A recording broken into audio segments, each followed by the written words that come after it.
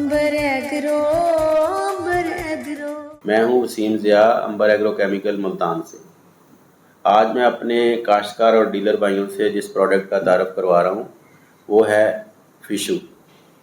फिशू तारा group का दरामदशुदा 3 ज़हरों का mixture है और ये इम्पोर्टेड प्रोडक्ट है। अंबर एग्रो इसे 400 ml की खूबसूरत पैकिंग में अपने काश्तकार भाइयों को मुहैया कर रहा है। ये आलू की फसल में हर तरह का चौड़े पत्ते और नुकीले पत्ते वाली जड़ी बूटियों के खात्मे के लिए आलू की फसल उगने के बाद इस्तेमाल किया जा सकता है।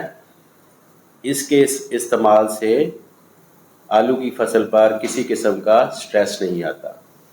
अंबर एग्रो केमिकल की फिशू 400 ml की पैकिंग में दस्तयाब है। जैसा कि हम हमेशा कहते हैं कि अंबर एग्रो केमिकल तिजारत खिदमत साथ साथ। अंबर एग्रो।